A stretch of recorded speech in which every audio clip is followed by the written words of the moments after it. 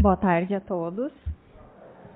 Primeiramente, quero agradecer essa oportunidade de poder estar aqui, de poder também estudar, refletir e falar de Jesus, né? Sempre é algo que mexe muito com o nosso sentimento, com o nosso coração. Então, que a gente consiga, com humildade e com simplicidade, passar a mensagem do Evangelho. No capítulo 2 do Evangelho segundo o Espiritismo, que se chama Meu Reino Não É Deste Mundo, nós temos ali no primeiro item aquela passagem da conversa de Jesus e Pilatos, né, que foi travado ali no dia do seu julgamento e é relatada por João. Eu vou pedir licença que eu vou ler essa passagem para a gente.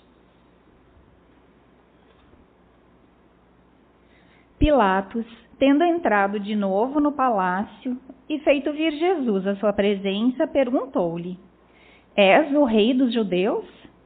Respondeu-lhe Jesus: Meu reino não é deste mundo.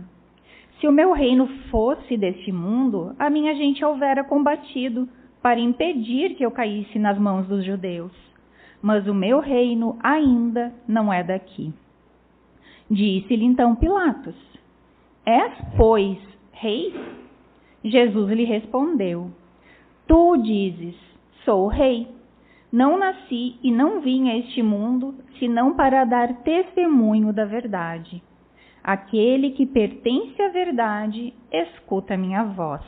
João, capítulo 18, versículos 33, 36 e 37.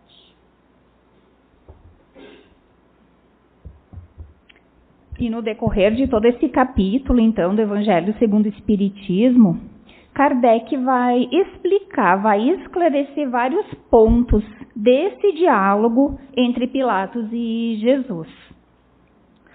Quando Jesus diz a Pilatos que o seu reino não é desse mundo, a que ele está se referindo? Claramente à vida futura, né? Que é a vida espiritual, aquela meta a que todos nós devemos, né, buscar na nossa vida. E o Kardec fala, logo após ali, que esse foi o eixo central do ensino do Cristo, a vida futura. Porque sem esse entendimento, nós não teríamos como compreender as anomalias da vida, nós não conseguiríamos entender qual é a justiça de Deus. E fala Kardec ainda que na época de Jesus, os judeus e o povo em geral tinham ideias muito imprecisas sobre a vida futura. De acordo com eles, a observância das leis de Deus era recompensada, mas com bens terrenos, né, com a vitória sobre os seus inimigos, e que as calamidades, as derrotas eram o castigo pela desobediência a essas leis. Então, é porque naquela época Moisés não pôde dizer mais do que isso ao povo. O povo naquela época ele levava tudo muito para o lado material. As pessoas ainda não tinham esse sentido espiritual da vida. O senso moral não era tão desenvolvido. E nem mesmo a intelectualidade naquela época. E aí vem então Jesus. E Jesus nos revela que existe sim esse outro mundo, esse mundo onde a justiça de Deus segue o seu curso. E é esse mundo que ele promete para aqueles que cumprem as leis de Deus, onde os bons vão achar a sua recompensa, mas não mais uma recompensa material, uma recompensa espiritual. Mas mesmo na época de Jesus, ele não pôde falar tão claramente. Não pôde levar a luz completa para os homens, porque naquele momento eles ficariam muito deslumbrados, eles não tinham entendimento para isso. Então, o que ele fez? Ele apresentou a vida futura como um princípio, como um princípio, como uma lei da natureza, a que ninguém poderia fugir. E nós vemos que todo cristão, ele acredita na vida futura. Mas a ideia que muitos fazem até hoje ainda é algo vago, incompleto. Essa vida após a morte é algo ainda misterioso, obscuro, às vezes até mesmo falso, em certos pontos. Mas aí chega a doutrina espírita, o espiritismo, que ele vem completar esse ensino de Jesus, né? Ele faz isso, então, quando os homens já estavam prontos, já estavam maduros o bastante para compreender essa verdade. E aí, então, a vida futura deixa de ser um artigo de fé, uma hipótese, um mistério, se torna uma realidade material, né? Não deixa qualquer dúvida ao respeito. Então, o reino de Jesus não era desse mundo transitório, relativo, material, mas sim um reino a ser instalado aonde? No nosso coração, né? E Joana de Ângeles fala ainda que na visão da psicologia profunda também eram paisagens e regiões do nosso sentimento, né? Ela se refere a esse reino, então, como sendo o nosso próprio sentimento, onde pudessem ser estabelecidas as bases da fraternidade, como Jesus nos ensinou, né? E que o amor nos unisse a todos como irmãos. Agora, nós vamos passar para o item 4, que é o item, então, que tem esse título, A Realeza de Jesus, que é desse mesmo capítulo, Meu Reino Não É Deste Mundo. E ali Kardec, então, reflete se, mesmo que o reino de Jesus não era desse mundo, né, era outro reino, reino espiritual, mas será que ele não teria também uma realeza aqui na Terra? Uma realeza terrena? Allan Kardec, então, nesse item, ele nos lembra de que nem sempre esse título de rei vai implicar um exercício do poder temporal, né? Que esse título, por vezes, é dado também para aquelas pessoas que se sobressaem em algum assunto, né? Em algum título, numa ordem de ideias, né? Se a gente parar para pensar, existe o rei dos filósofos, dos poetas, dos artistas, dos escritores. E Kardec fala que essa realeza, ela é oriunda do quê? Não de um título da Terra, mas sim de mérito pessoal. E que ela é consagrada pela posteridade, né? Ela, muitas vezes, representa uma preponderância muito maior do que essa realeza da Terra, não é? E influi sobre o progresso da humanidade. E é lembrada com carinho e com amor pelas próximas gerações ainda. Então, é uma realeza perene que perdura. E não seria, então, Jesus, sob esse aspecto, o mais poderoso rei da Terra? É Kardec que faz essa indagação. Então, nós vamos agora buscar compreender e aprofundar um pouco mais sobre essa realeza do Cristo. E para isso, né, nós buscamos a ajuda da Joana de Ângeles, que nessa obra aqui, Jesus e o Evangelho, à luz da psicologia profunda, no capítulo 3, né, ela fala que naquela época de Jesus, ser rei significava uma condição tida como divina, como se o rei fosse alguém acima de todos os outros mortais, né, de todos os outros seres humanos. As pessoas tinham que fazer o quê? Prestar subserviência à realeza, né? Eram subordinados. Eles agiam e viviam como se tivessem a salvo de qualquer sofrimento, né? Da solidão, da amargura, da velhice, da doença, até mesmo da morte. Os reis viviam dessa forma. Por quê? Porque se existia essa crença de um rei do mundo como uma pessoa, um espírito diferente dos demais. E ela conta que toda essa superioridade que eles achavam ter, como que anestesiava o discernimento deles, bloqueando, então, esse discernimento. E aí ele acreditava realmente, né, que essa questão, essa ideia de ser divino era a realidade. E passava isso para sua conduta, para suas atitudes, como se tudo à sua volta, então, devesse obediência, bajulação, acreditava ser indestrutível. Mas ela diz que, em realidade, eles eram o quê? Imaturos psicologicamente. Porque eles acreditavam nessa fantasia, né? E aí, o que eles faziam? Os reis, né, usavam aqueles trajes exóticos, né? Coroa, o cetro, o trono, o manto do rei, aquelas roupas extravagantes. mas que aquilo tudo não deixava de ser um disfarce para todas as inseguranças que eles sentiam, para o medo, para o sofrimento, para a solidão. Então, eles se escondiam nessa vestimenta, né? E era por isso que Pilatos, naquela época, temia tanto Jesus. Porque Pilatos tinha um título. Ele era ali o representante de César, de Roma. Então, ele se acreditava no poder e não poderia acreditar que existisse algum outro rei a não ser César, né? E aí o que acontece? Né? Os judeus naquela época, o Sinédrio, representado, né, pela figura de Anás e Caifás, que eram os sumos sacerdotes, eles disseminam a ideia de que Jesus era o rei dos judeus, mas justamente com o objetivo, então, de fazer com que Pilatos ficasse do lado deles, né?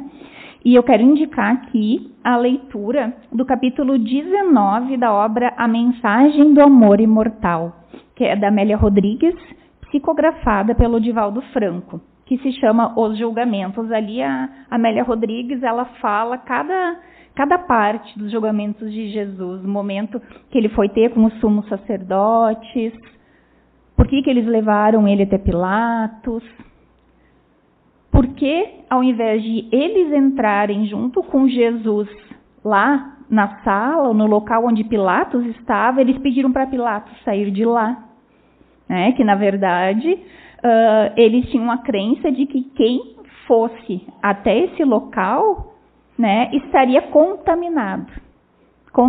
Então pediram que Pilatos fosse até o pátio encontrar Jesus. Vejam só, né, preocupados com uma contaminação de um ambiente e nada preocupados em levar, né, ao sacrifício esse espírito inocente, né, que não tinha culpa alguma. Mas e aí, então, né, será que era mesmo isso? Jesus queria disputar algo com Pilatos? A Joana nos fala que não, né, de forma nenhuma. Jesus, ele não era um competidor. Quem era Jesus? Ele era um triunfador. Mas um triunfador sobre os outros? Não. Um triunfador sobre si mesmo, né? Então ele não disputava nada, ele já possuía, né, o tesouro mais importante do mundo, que é a paz, que é essa ligação perfeita com Deus.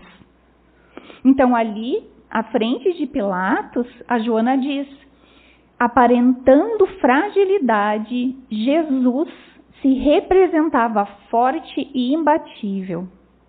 Amarrado, né, pelas cordas que os homens ataram às suas mãos, ali ele estava materialmente, mas ele estava totalmente livre. Totalmente livre. O corpo dele estava machucado, mas ele era indiferente a esses suplícios da carne. Jesus também estava ali, né, coroado de espinhos, mas ele permanecia nobre, muito distante dessas questões materiais, sem importância que ali se davam, essa disputa de poder ligadas ao poder temporal. E o Emmanuel, na obra Caminho, Verdade e Vida, na mensagem 96, ele nos conta que os romanos daquela época, eles usavam coroas de flores, né, de rosas, mas que a coroa do Cristo era a coroa da vida. Né? Por quê? Por que Jesus permitiu, né, então receber essa coroa de espinhos?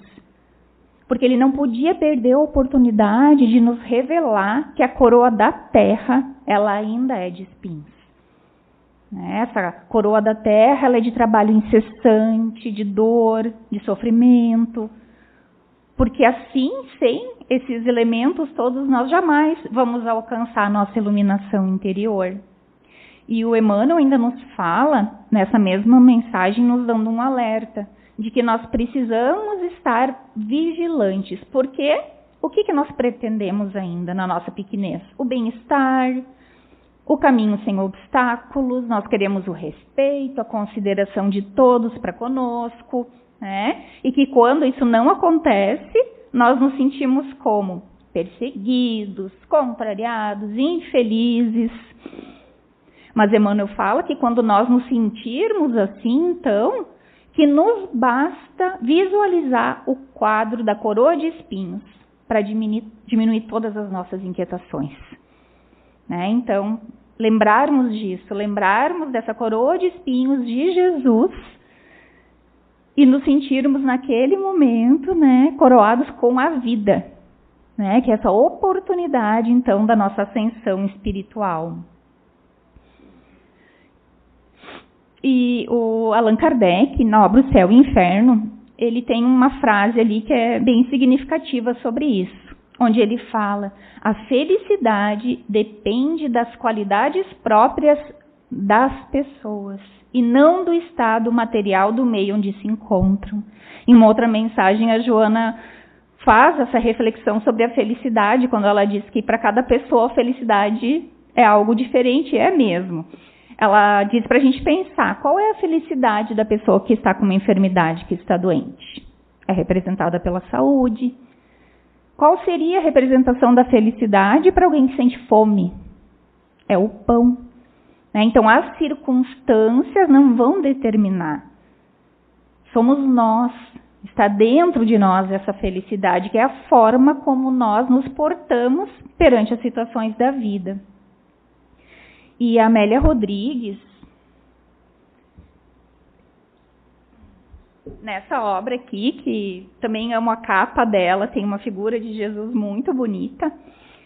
Ela foi psicografada também pelo Divaldo e se chama Vivendo com Jesus. Tem ali um capítulo, que é o capítulo 14, que se chama A Corte de Jesus. Né? Então, ali nos fala o quê? Que os reis, os príncipes, esses mandatários todos do mundo, eles se cercavam do quê? De uma corte que era constituída de pessoas que pensavam, agiam como eles, que eram encarregados de atender à vontade, né, desses soberanos, de livrar eles dos problemas, das dificuldades.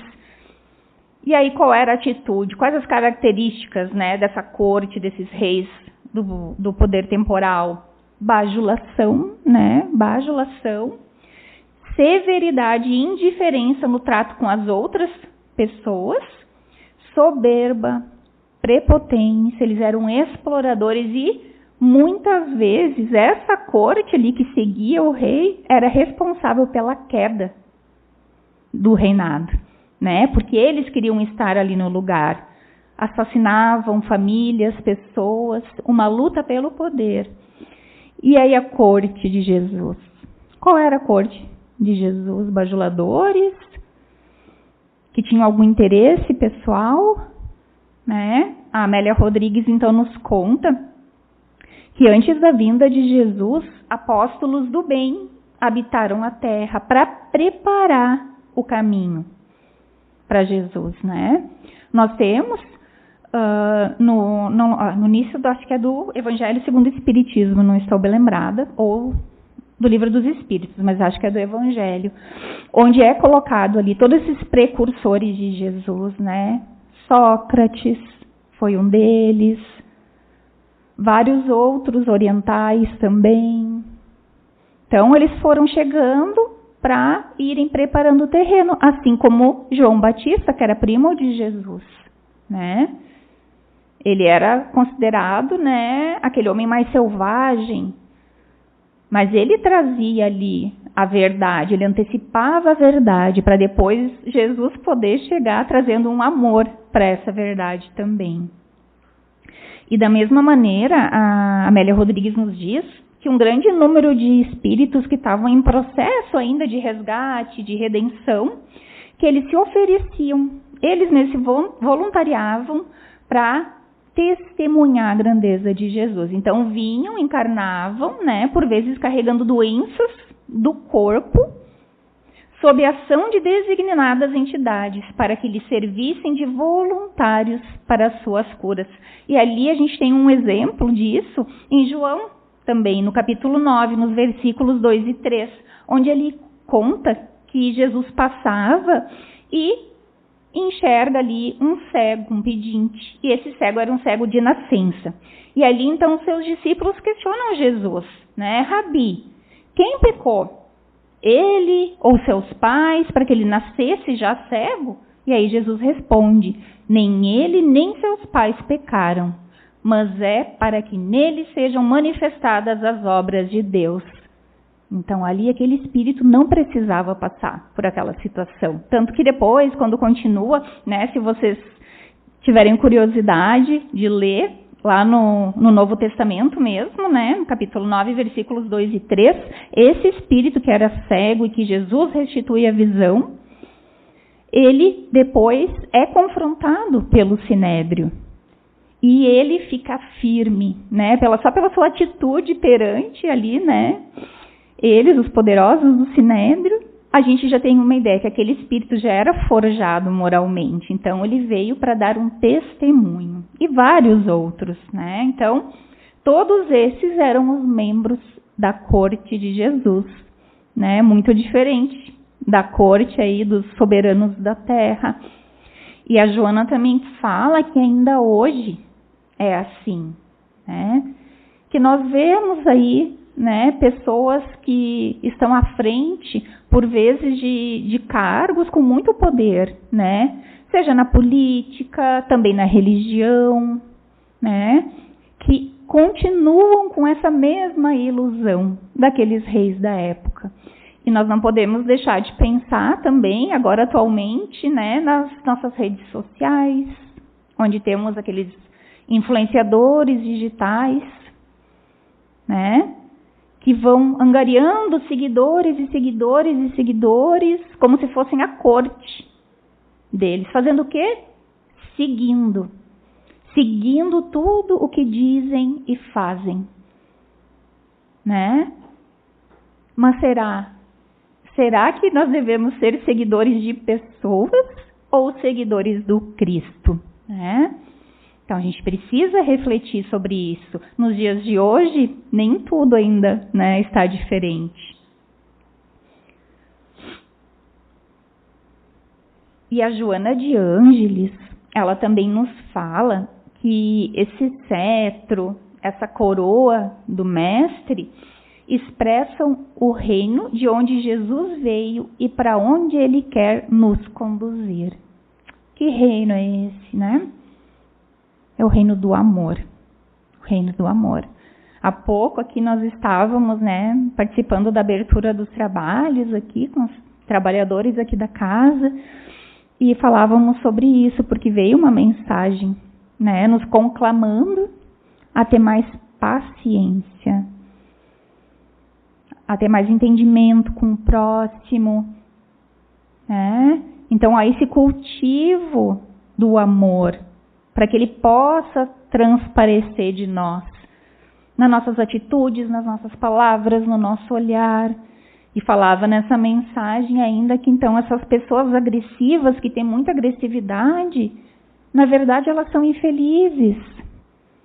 Né? Elas têm questões de muito sofrimento e usam isso como uma forma de defesa. E aí qual é a nossa arma, né? Que deve ser o confronto, rebater, continuar nessa mesma energia, né, de discussão, de desentendimento? Não.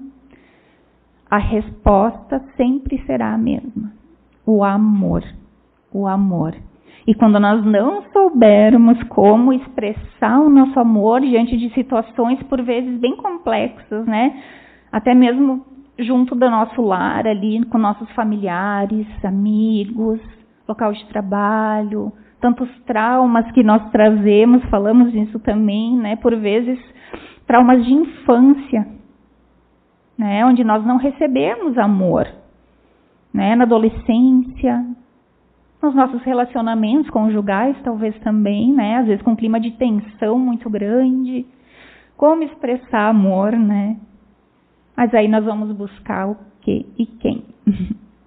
O Evangelho. O Evangelho de Jesus, né? Buscar, então, conhecer melhor. Ele é o modelo e guia da humanidade, como disseram os Espíritos, né? Respondendo a Kardec com a resposta mais curta do Livro dos Espíritos. Quem é, né, o ser mais perfeito que já habitou na Terra? Jesus. Jesus.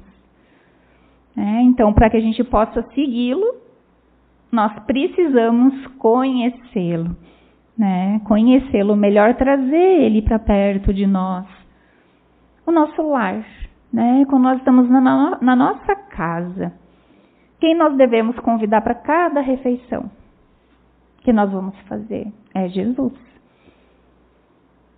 Nos momentos de lazer com a nossa família, vamos também convidar Jesus. Isso não quer dizer que a gente tenha que fazer uma oração, de voz alta, ou através de atitudes exteriores, mas no coração.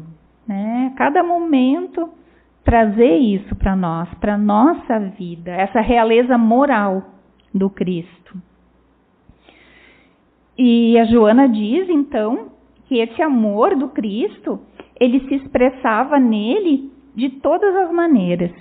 Então, numa época em que se acreditava no quê? Num Deus vingativo, que se faz, que se paga, que inspirava medo. Depois também tivemos a questão de aprendermos sobre o céu, sobre o inferno, e aquilo tudo ainda muito complicado, purgatório. Mas aí vem Jesus e nos traz o quê? Um Deus de amor, um Deus de misericórdia, nos ensina o perdão ao nosso semelhante, inclusive o perdão aos nossos inimigos. Jesus pede que nós amemos os nossos inimigos.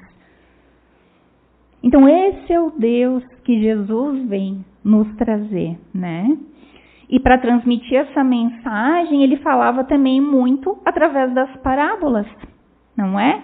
Muitos de nós devemos conhecer várias parábolas, E aqui a gente vai trazer o exemplo de uma, que é a parábola do filho pródigo.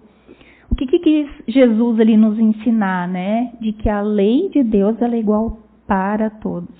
Que não existem privilégios e nem exclusões para a bondade divina. Porque mesmo aquele filho que foi considerado ingrato, que simplesmente chegou para o seu pai, pediu sua parte na fortuna, nos bens, e saiu a se aventurar pela vida, de forma displicente, sem cuidados, enquanto que o outro irmão não, ele ficou ao lado do pai, esperando o momento e trabalhando com o pai. Mas aí, aquele irmão, então, esse filho pródigo, cansado já, desses excessos aí materiais que só nos desgastam, que na verdade são as energias que a gente despende. Porque receber, energias positivas, isso se dá através do bem, da ação no bem.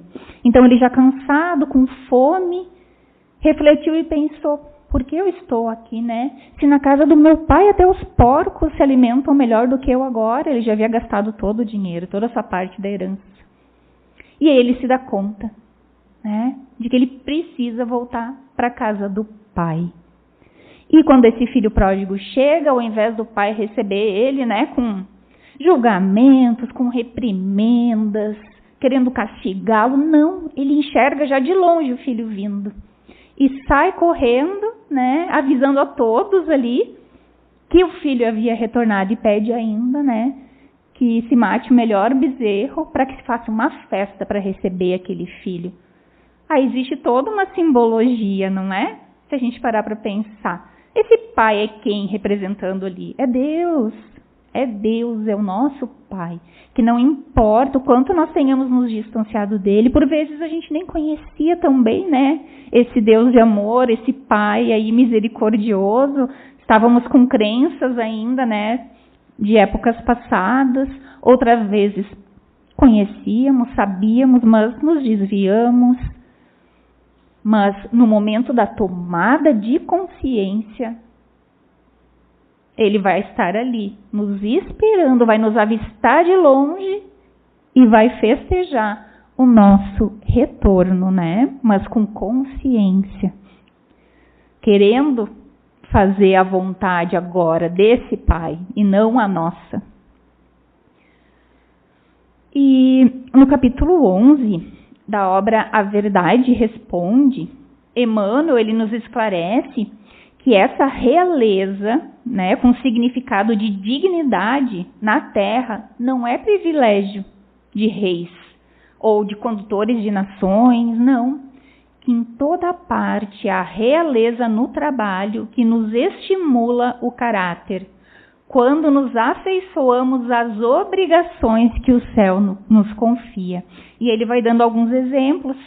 Fala do chefe de família, né, que aguarda a realeza da governança doméstica, tanto quanto o coração maternal se coroa com a realeza do amor na criação dos filhos. Então ele diz que é a realeza de todas as procedências. Realeza daquela mulher, né, que se faz mãe de filhos alheios, né, filhos do coração, que não nasceram do seu ventre, se faz mãe deles. Que realeza ali existe, não é verdade? Também a realeza do homem que se transforma em irmão do próximo, na plantação da fraternidade. Emmanuel fala da pena do escritor, né, que tem grandeza no mundo das ideias para os homens, que se consagra, então, né, na extensão do bem. Diz ainda que também a vassoura é característico de nobreza, no asseio público, para aquele companheiro que se devota à higiene em benefício geral. Mas aí Emmanuel nos faz um alerta, dizendo para que a gente não esqueça de que essa realeza, né, ela não nasce de título algum, mas sim da maneira pela qual nós utilizamos as possibilidades de servir que Deus nos deu, que repousam ali, né, na nossa mente, no nosso coração, nas nossas palavras, nos nossos braços. É ali que está essa realeza. Então, é o que nós fazemos com aquilo que nós somos. Que nós somos. Também existe, claro, a caridade material, que é muito necessária. Mas mesmo na caridade material, né, que a gente possa dar um pouco do nosso sentimento ali junto. Né, até para não melindrar o outro, para não menosprezar o outro. E ele diz ainda, onde estiveres, honra a confiança do Altíssimo que te confiou o refúgio do lar. A beleza da escola, o calor da oficina ou o talento da profissão a que te dedicas. Na nossa profissão. Nem todo mundo, né, tem aquela profissão que é, né, aquela sua vocação, o que gostaria de fazer, mas não é por acaso que está ali, naquela posição, naquele cargo, fazendo aquela atividade. É porque tem necessidade de ali estar. Então, que se faça com dedicação, com amor, né, as pequenas atitudes no lar. Né, nós sempre temos oportunidades. E aí ele fala, né, que é importante agariar a gratidão dos que nos cercam pelo dever irrepreensivelmente cumprido e que isso significa guardar na existência terrestre, ainda quando aqui encarnados, a magnitude celestial. Né, diz, engrandece-te assim onde te encontras. Mas ele vai um pouco além ainda, né? Emmanuel vem fazendo um fechamento dizendo que, mesmo quando nós não formos compreendidos por todos aqueles, né, que a gente devota felicidade, carinho, eles não nos entendem, que nós precisamos reter na nossa fronte a auréola da paz, no aconchego do quê? Do bem-estar? Não, da consciência tranquila, porque a justiça vigilante te acompanha do alto, verificando-te o esforço e premiando-te o mérito, qual aconteceu um dia ao Rei da Luz e do Amor em seu trono de sangue e lágrimas, coroado de espinhos. Então, esse é o sentido, né? Fazermos o bem, fazermos a nossa parte com dignidade. Dignidade. Seja onde for, com quem for, conosco mesmos, né? Quando, por vezes, a gente se vê numa situação de uma escolha que tudo parece indicar que é por aquele caminho, mas a gente, no fundo do coração, sente que não é, porque está indo contra algo que a gente acredita e que a gente já conhece. Então, que nós também tenhamos essa mesma dignidade, esse respeito de fazermos a escolha, né, que melhor será para nós, né, que às vezes não vai nos trazer um benefício imediato, vai ser somente aquela porta larga que fala o Evangelho, né, mas que o caminho que a nossa consciência já aponta, esse é o caminho, né, para a nossa verdadeira felicidade. E para finalizarmos, então, nós vamos ler uma mensagem do livro Antologia Mediúnica do Natal. Essa obra aqui é a mensagem 38 e se chama Ante Jesus. Ante Jesus. Eis que passa no tempo a imensa caravana, a multidão revel que humilhada se agita. Reis, tiranos e heróis, rondando a turba aflita e fugindo à verdade augusta e soberana. Sobre carros triunfais, a treva se engalana e a mendaz ilusão freme, goza e palpita, para arrojar-se após a miséria infinita. Na cinza aqui se acolhe a majestade humana. Mas tu, mestre da paz, que a bondade ilumina, guardas imorredoura a grandeza divina, sem que o lodo abismal te ofenda ou desconforte. Tudo passa, descendo à sombra do caminho, mas no sólio da cruz ainda imperas sozinho, na vitória do amor que fulge além da morte. Amaral Ornelas. Então, era essa a mensagem que nós preparamos, né? Que possamos, então, buscar essa simplicidade de Jesus, né? O Rei triunfante, que triunfou sobre si mesmo e que nos deu exemplo vivo do que significa essa realeza, que é a realeza moral, né? Então vamos buscar essa mesma humildade, essa mesma simplicidade, esse estar entre todos, mas sem pertencer a todos, estarmos no mundo sem pertencermos ao mundo, né? Conscientes e vigilantes de tudo que o Evangelho nos traz, de tudo que nossa consciência aponta, porque é ali, né, que moram as leis morais, as leis de Deus. Muito obrigada a todos pela atenção.